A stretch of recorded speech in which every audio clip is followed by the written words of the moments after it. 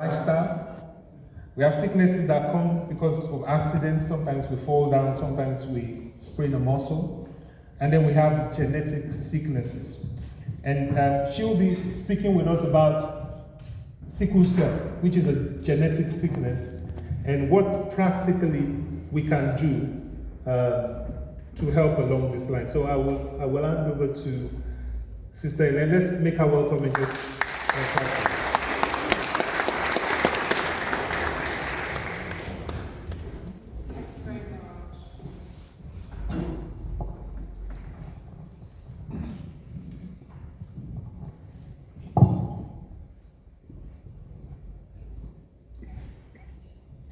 Good morning. Can you hear me okay? Thank you, Tracy, for arranging this. I think it was Pastor Aflu that invited us, so we're very grateful that we can be here this morning and share about sickle cell and blood donation. So my name is Elaine Tappert, and today I have with me Lynette and my daughter Tamar. We're from Sickle Cell Suffolk. So I'm not a doctor, but I am an expert patient and a sickle cell advocate, and I live with sickle cell. So we're a local support group for those affected with sickle cell, their carers, parents, and the volunteers who support us. So I'm hoping that now I might take a couple of pictures. We would like to have a record of where we go and what we do. And so my daughter will take I noticed you've got a sign there, so anyone beyond that, so we won't take any there beyond at the back, just a couple of us at the front. Are you going to join me? What a wonderful title, God wants us to be well. And it's very true, God wants us to be well. And so I hope my message will resonate with some of you, and you will help us with sickle cell to be well. The Sickle Cell Suffolk were a part of a national campaign to raise the awareness of the need for blood donation in the African and Caribbean communities. Our campaign is called Our Blood Saves Lives. And so I hope that at the end of this, some of you will become blood donors and also get tested for sickle cell, the sickle cell gene. Right, so so the first slide. What is sickle cell? It's the world's most common inherited blood disorder, and it's the fastest growing in the world. It's a serious and lifelong condition where the red blood cells form into a sickle shape. So can we have our next slide, please? So this is a picture of the red blood cells. We know that God created us with purpose and with a reason. So the red blood cells, they are shaped the way they're shaped. They're round, they're soft, they're spongy, because they need to travel through the body. They carry oxygen around the body to the various organs. And so they have to be able to squeeze through the smallest capillaries and vessels and then bounce back as they get through the larger ones. But with us with sickle cell, some of those red blood cells turn into a sickled shape. Next slide, please. So when they turn into that sickled shape, they are hard. They're long, like a crescent moon or banana shape. They're rigid, and they can't swim through the body as the red blood cells do.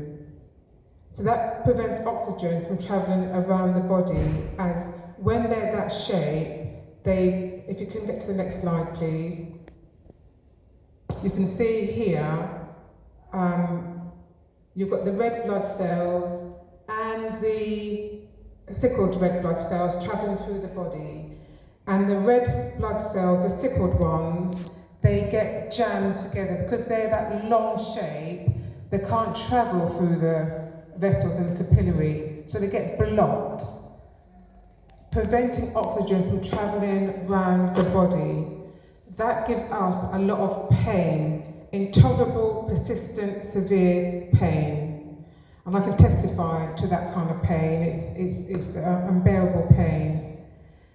And with that procedure of them becoming blocked, complications occur for us. Next slide, please. So red blood cells, normal red blood cells, last 100, next slide, oh sorry, sorry, yeah, you were right, sorry.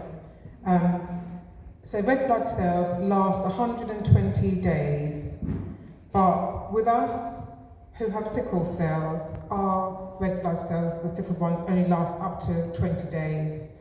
And so that means that we have anemia, so we have terrible fatigue. You know, you go to bed, you have a good night's sleep, and you wake up and you're still tired. You go for the day and you're still tired because our body is constantly trying to make red blood cells, and because the ones that die off very quickly. So I'm going to go on to the complications. So next slide, thank you. So because sickle cell is a red blood cell disorder, it's a blood disorder. Blood is everywhere in our bodies. So that means that anywhere can be affected, anywhere can experience that sickling, that blocking of the red blood cells becoming sickled and becoming blocked anywhere in our body, from the lungs, the kidneys, the penis, the brain, the eyes, liver, anywhere, and experience this kind of pain and complication. I'm going to go through a couple of the complications that sickling can cause. Frequent infections.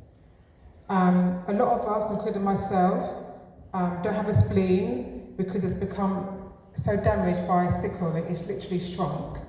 And when they scan me, they can't find it because it's shrunk, which means it doesn't function anymore. And so we're prone to infections. So we have to have daily antibiotics to assist us to help our immune system. Delayed puberty.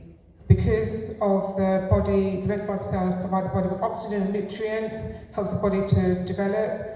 And a lot of teenagers get very embarrassed with sickle cell because they're not developing like their peers. Strokes, sickling of the brain can cause strokes. The highest, along with infections and strokes, is the highest cause of death amongst children with sickle cell.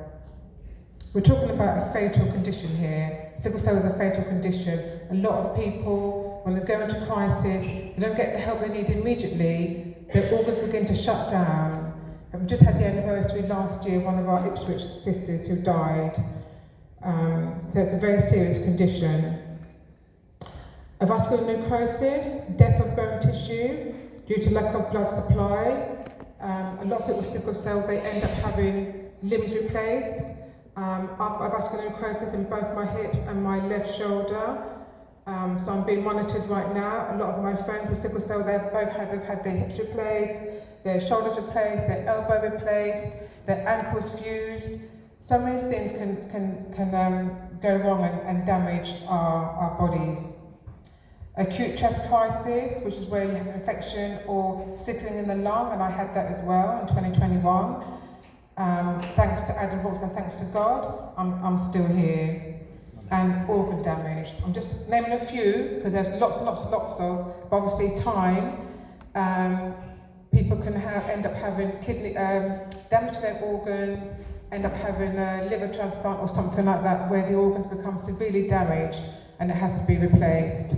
And the last one I'm going to mention is blindness, when you get sickling in the eye. As I said, the sickling can occur anywhere in the body. It's a very debilitating and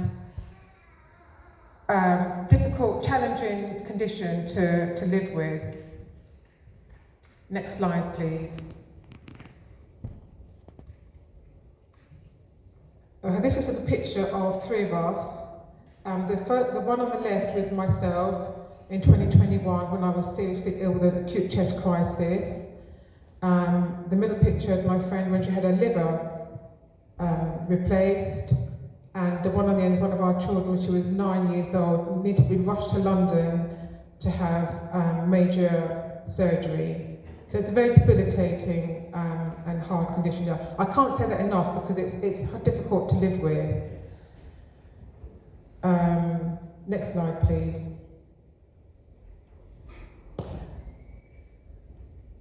So what can cause what we call a sickle cell crisis? It can just come on when you're not expecting it to come. It can just happen just like that. But there are certain things that can cause a crisis. So if you get very cold, if you get very dehydrated,